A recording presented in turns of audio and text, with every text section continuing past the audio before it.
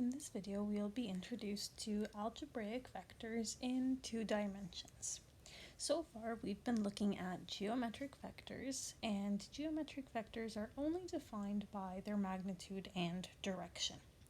Algebraic vectors are defined by their position on a Cartesian grid, where the tail is always going to be sitting on the origin. So if you look to the grid on the right, there is vector v. I'm going to draw this vector once again, but this time I'm going to move the tail of the vector to the origin. And if I do that, that requires me to move 4 to the right and down 1. So I'll do the exact same thing for the head. 4 to the right, down 1. This is where the vector should end. I'll label this point P, and point P is at 3, 5, and the origin is at 0, 0. Now this vector from O to P is equivalent to vector V, as they have the exact same direction and the exact same magnitude. But I can write this vector, I'll just label it OP, as 3, 5. So I am defining this vector using the end coordinates at point P. And this is okay because for a position vector, which is what I just wrote, the tail will always be at the origin. And using this format, we call it the component form. But we can also use unit vectors, which I will look at later on. Now, if I have a position vector, how can I determine that magnitude and that direction, trying to turn it back into a geometric vector, let's say? I'm just going to draw a random vector on this grid. Now, this vector here, I'll call it vector v, is 4, 5. Now, if I were to draw a little triangle out of this vector, a right triangle, the length is 4 horizontally and 5 vertically, which perfectly matches our components. The first component is the horizontal, or the x value. The second component is the vertical, or the y coordinate of the end point. Now, if I want the magnitude, or the length of this vector here, I can use Pythagorean theorem. I do 4 squared plus 5 squared, and then square root it to get the magnitude. So if I generalize that, if I have the position vector AB, the magnitude of vector V is the square root of A squared plus B squared. If I wanted the direction, looking at my specific example here, this would be my direction, and 5 and 4 represent opposite and adjacent, so I would use the tan ratio. Tan theta equals my opposite, and my opposite will always be the vertical component when our triangle is laid out like this. So that is the y component over the x component, and then I could take a tan inverse. So using our position vector, we can get the magnitude and the direction that we use for geometric vectors, just using our knowledge of Pythagorean theorem and SOHCAHTOA. Now, our position vector can also be written as a sum of unit vectors instead of that component form.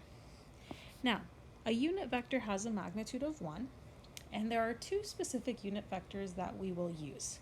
Unit vector I is the vector that follows the x-axis and has a magnitude of 1. So this vector here is 1, 0, because the vector begins at the origin, and to make it a unit, it will end at 1, 0. The vertical, so the vector that lies along the y-axis, is unit vector j, and this one is 0, 1. So I can write any vector AB as a linear combination of I and j. If I want my x component to be A, I just need to multiply the unit vector I by A. and then I will add it to the unit vector j that is multiplied by b. And there we are. Here is our position vector written as a combination or a sum of the unit vectors. So let's practice going back and forth. So if vector A is negative 5, 6, write the vector as a linear combination of the unit vectors. So that would be negative 5 times the unit vector I plus 6 times the unit vector j. So what this is actually doing is negative 5 times 1, 0 plus 6 times 0, 1. So this is how we'll get that x component to be negative 5 and the y component to be positive 6. For vector b, which is 12, 3, we can write it as 12 times unit vector I plus 3 times unit vector j. Let's go in the other direction. We're given vector A as 2i minus 8j. The component form is 2, negative 8. For vector B, we have negative 4i minus 12j. Our component form is negative 4, negative 12. Now I also said let's find the magnitude of vector B. So now that I have my nice component form, my magnitude will just be the square root of the sum of the squares. So just a little Pythagorean theorem. Now when I clean this up, and I'll keep it in exact form, I'm going to have 16 plus 144, which is 160, but we know we can, of course, simplify this by finding the perfect square in 160. So that's 16 times 10, and the square root of 16 is 4. So there's our nice exact magnitude. So these are some basic operations. Let's move on to some fancier operations like adding, subtracting, multiplying by a scalar. So I have vector A, which is 2, 1. So here it is. And vector B, which is 3, 5. Here it is. The first thing, let's find vector A plus B. Well, for this, I'm going to draw my parallelogram because my vectors are positioned tail to tail. So here we are. And the resultant vector of A plus B is this right here. And if I look at the end coordinates, we're at 5, 6. So our vector in component form is 5, 6. And if we take a look at vectors A and B, 5, 6 comes from adding the x's and adding the y's to get this. Let's look at our subtraction. A minus B. If I'm subtracting B and my vectors are tail to tail, I'm going to start at B and go to vector A. Now for me to nicely read this position vector, I'm going to take this vector and move it to the origin. So I notice that the tail has to move left 3, down 5 to end up here. So I'll do the same thing for the head, left 3 and down 5. And that coordinate is -1, -4, so that will be my component form for A minus B. Now let's take a look. How do these relate? Well, 2 minus 3 is -1, 1 minus 5 is -4. So just adding or subtracting the corresponding components can give us the addition and subtraction of vectors.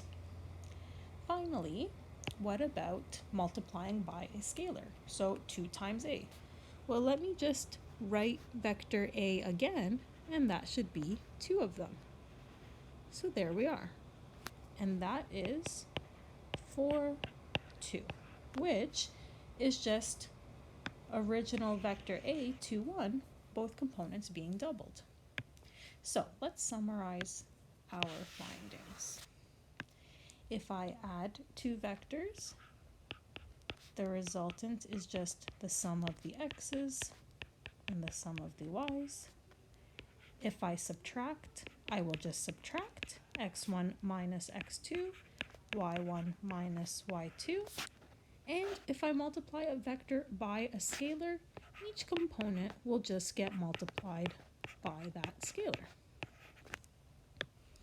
And we'll practice those operations in a little bit. The last thing we have to do is, what if we're given 2 points randomly on our Cartesian grid? How do we find the position vector? So we have 2 points, -2, 3 is point A, not vector, point A, because we have these round brackets, and point B is at 4, -1, and these create vector AB. Now I'm going to take this vector and shimmy it over so that the tail is at the origin. So in order to do that, I had to move down 3, left 2.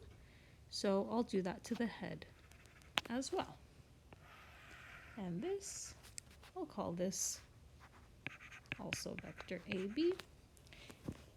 Now has the head at the appropriate place, which is at 6, -4. So vector AB, 6, -4, and then I can find my magnitude like usual, taking my components, squaring them, and then adding them, and square rooting the final value. So 36 plus 16 is 52. 52 can be written as 4 times 13, and the square root of 4 is 2. So there's our magnitude. Now that's great and everything, but how could we get these values without the sketch? Well, let's look at our original x components. We have -2 and 4. If I had done 4 minus -2, I would get 6. And when we do that, when we subtract those values, we're getting that horizontal distance. So subtracting the values. If I look at my y components, -1 minus 3 gives me that -4. And that gives me the vertical distance. So to generalize this, if you're given the points A and B, the position vector from A to B would be x2 minus x1, y2 minus y1. And the order you subtract your vectors is important. The tail is at A, the head is at B, so we're going to do the coordinates of B minus the coordinates of A to get the correct direction. And then our magnitude, here's the x component squared plus the y component squared, add them, and square root. Just again, Pythagorean theorem, just looks a little fancier because we had to solve for the individual components. So let's try these operations now. We have vectors u and v, and the first thing we're going to do is determine 2 times vector u plus 3 times vector v. So I'm going to double 2, 4, and I'm going to triple 5, -6. Let's clean this up. So we will have 4, 8 plus 15, -18. And then I'll add 4 and 15 to get 19. Add 8 and -18 to get -10. Next, we want to find the magnitude of 4u minus v. I'm first going to find the resultant vector, and then I'll deal with the magnitude afterwards. So I need to quadruple vector u, and then I'll subtract vector v from that. So we'll have 8, 16 when we multiply by our scalar. And now just be careful with your signs, because we're going to do 8 minus 5, so that's 3. And then we're going to do 16 minus negative 6. That double negative is addition. So positive 22. And now we're ready for the magnitude. 3 squared plus 22 squared, all square rooted. And that's going to be the square root of 493 units, which we can't go further with it. All right, next. State two vectors that are collinear to vector v. Now, as a reminder, vectors that are collinear are parallel. So in order for two vectors to be collinear, they have to be able to be written as scalar multiples of each other. So if I want something that is collinear to v, I can multiply vector v by whatever I want. For example, maybe I double vector v. So that would be 10, negative 12 when I multiply this vector by 2. Or maybe I want negative 3 times vector v. It'll go in the opposite direction, but they're still parallel. So that would be negative 15 and positive 18. Now let's go a little bit more specific with this. What if I want something that's collinear to a vector, but I want it to be a unit vector? So we're going to find a unit vector that is collinear to u. Well, I can turn any number into a 1 by multiplying it by its reciprocal. So I need to find the magnitude of vector u, and then I can multiply vector u by the reciprocal of that magnitude, and that will turn the magnitude of the new vector to 1. So, magnitude first. So 2 squared plus 4 squared. And that's going to give us 4 plus 16, which is 20. 20 can be written as 4 times 5, and the square root of 4 is 2. I'm just skipping a little step there. And now, for the unit vector that is collinear to u, I'm going to multiply the vector by the reciprocal of the magnitude. The fact that I added this scalar in front means these are going to be collinear, and because I use the reciprocal of the magnitude, that will ensure that the magnitude is in fact 1. So before I clean this up, I will rationalize the denominator. So I'm just going to multiply top and bottom by root 5 to get this, and then I'll multiply that into my 2 and 4. So when I do that multiplication, I'll have 2 root 5 over 10, which reduces to root 5 over 5. And then when I multiply it by the 4, it'd be 4 root 5 over 10, which reduces to 2 root 5 over 5. And there's the unit vector that is collinear to u. Next, I have 3 points, and we're going to calculate a few magnitudes. So for part A, we need to calculate the magnitudes of AB, BC, and CA, and then add them together.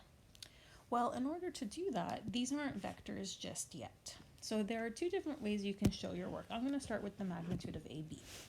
Maybe you want to calculate the position vector first. So remember, when you do that, you're going to subtract your components. So if I want vector AB, I'm going to do B minus A. There's the x component. And then 10 minus 5 for the y component. And that is 7, 5. Now that I have the position vector, I can find the magnitude the way we have been doing so far. So that's going to be 49 plus 25, and that is 74. And I'll keep it like that because that can't be reduced further. So here I did it in 2 steps, but I can also do it all in one go. So I can take the square root and I'll figure out my x component. So now I'm looking at B and C. So 6 minus 4 would represent the x component of BC, and then squared, plus negative 2 minus 10 would represent the y component, squared.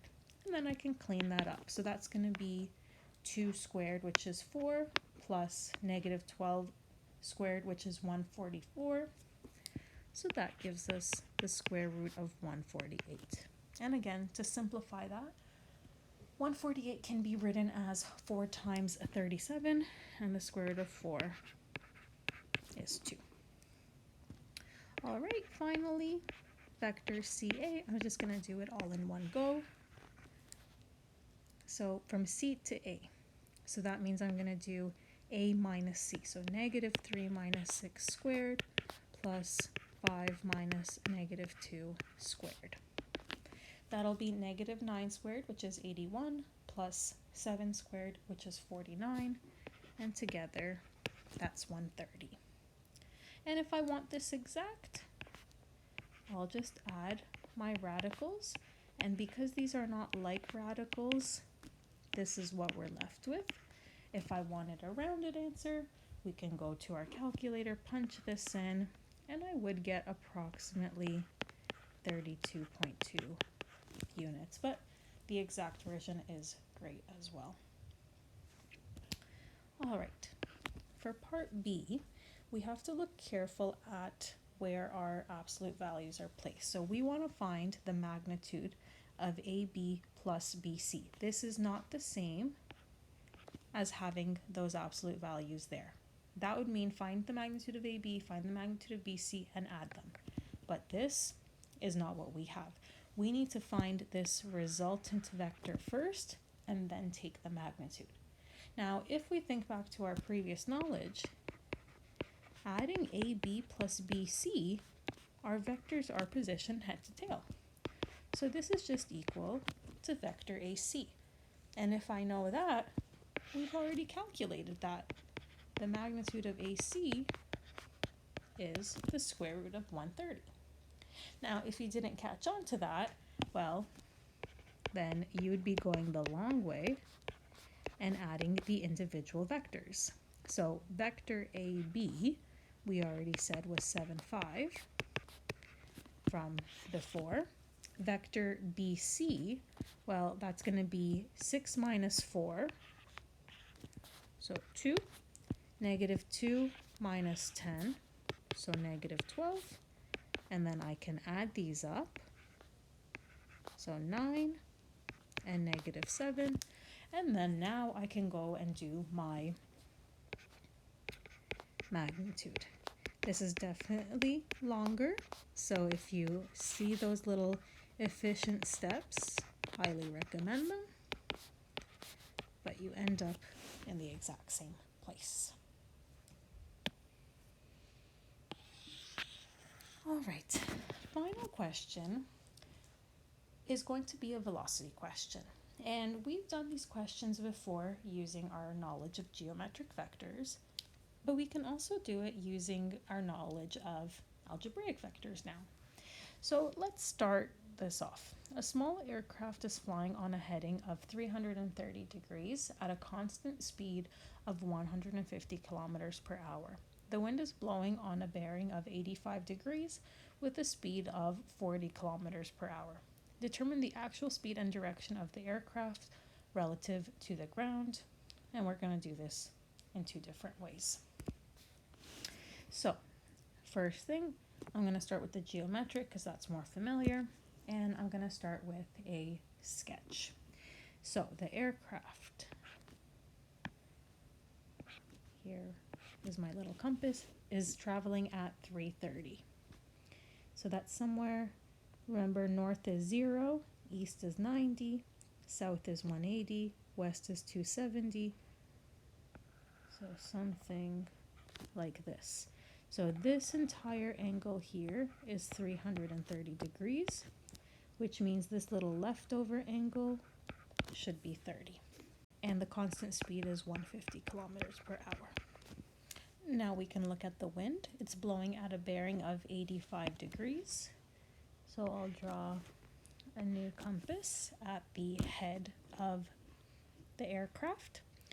85 degrees, 40 kilometers per hour. So something like this. This is 85. which means this little angle in here is 5. And there's the speed. Now my resultant is going to start at the tail of the airplane and go to the head of the wind. Now, are there any more angles I can find in here? Yes, there are. I can do a Z pattern here to get 30 degrees here. And now if I have the 85 degrees and the 30 degrees, I know this angle here will be 180, subtract those two, and that's 65. And now, I didn't label the 150 very nicely, but it's this side length here. Now I have the two side lengths, so the 150 and the 40, and the contained angle of 65, so I can do a nice little cosine law to get my resultant magnitude. So that's 150 squared plus 40 squared minus double those two sides times cos of that contained angle. And I'll square root that all in one go, and I get a resultant of 137.9 kilometers per hour. Now in terms of the direction, and here's where this diagram, it's not going to be perfectly to scale. So you might be wondering, did I draw the resultant properly? Should it have been more in this quadrant if this is a little longer? We're not too sure, so we are kind of doing an estimate here. So I'm going to label this as theta. Now from here to north is 30, but we don't really know where the resultant is with reference to that 30. So I do have to solve for this here. And I do have a full pair now because I have the 65 degrees and I have the resultant. So we're going to have the resultant over sine 65 equals, across from theta is the 40 over sine theta. And then we can cross multiply from here. So 137.9 times sine theta equals 40 times sine 65. And we can divide both sides by that coefficient, and then we'll take a sine inverse of this. And when you do that, you do get approximately 15 degrees. Feel free to go to your calculator and double check that to make sure everything's okay. So if this angle here is 15 degrees, that means there must be a little sliver here that's also 15 degrees because together they need to add up to that 30, which means the actual bearing is going to be north 15 degrees to the south, or as a true bearing, we would do 360 minus 15 to get that true bearing of 345.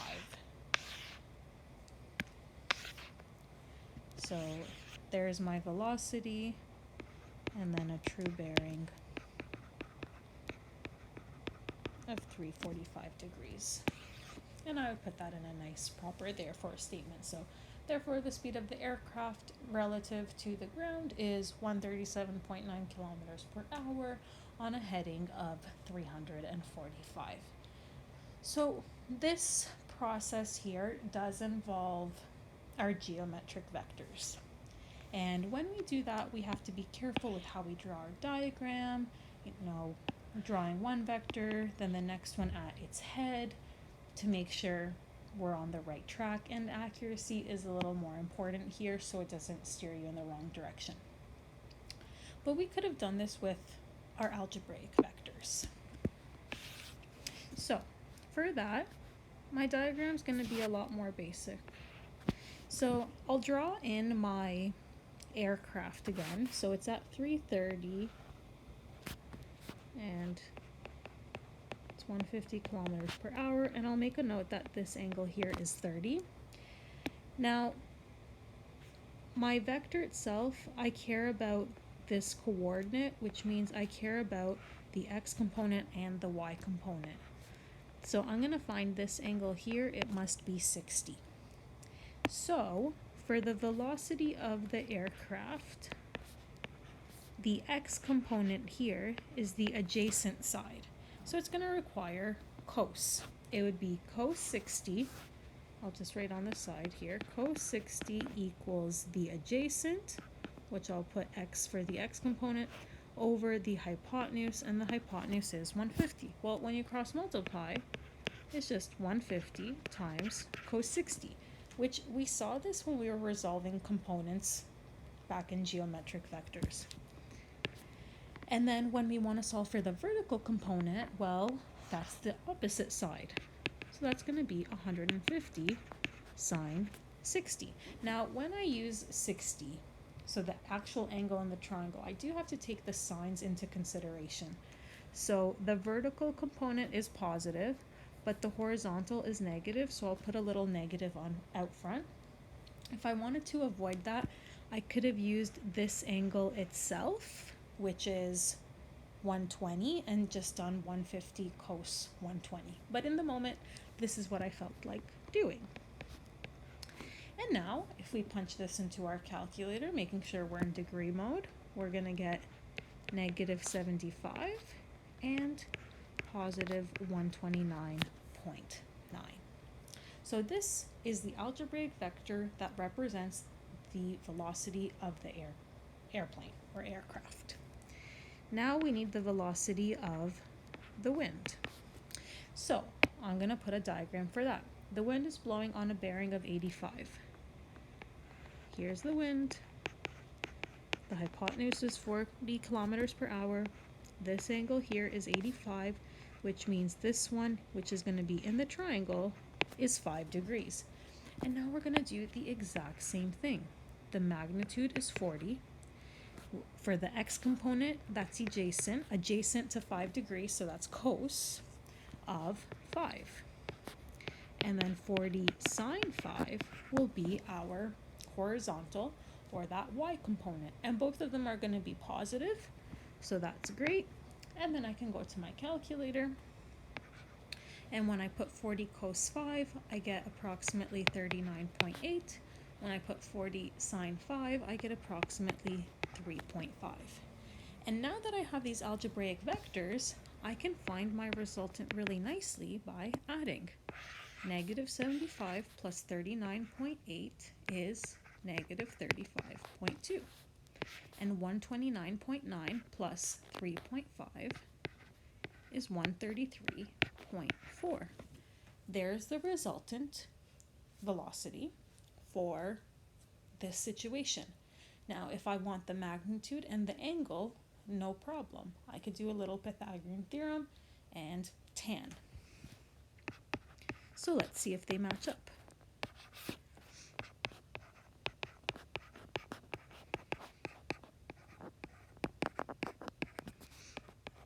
And when I punch this into my calculator, I get 138.0. So it's different by 0.1, which pretty much the same thing. So that's great. And now, when I draw my angle, I do like to draw a second tiny diagram for the resultant, just so I can see the quadrant. So negative 35.2 and positive 133 is going to be something like this.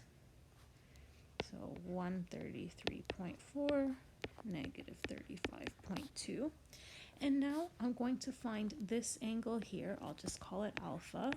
And as a reminder, just based on your knowledge from functions and advanced functions, we're going to take the tan inverse of the positive ratio, because I just want that acute angle. And when I do that, I get approximately 75 degrees. So if this angle here is 75 degrees, the bearing I want is this, which is the 270 plus the 75, which is the exact same as before, the 345 degree bearing. So two different methods, they both get you to the same place. You might like algebraic vectors more just because you don't have to rely on a very accurate sketch, and maybe less visualizing is needed for the algebraic vectors, but both methods are great.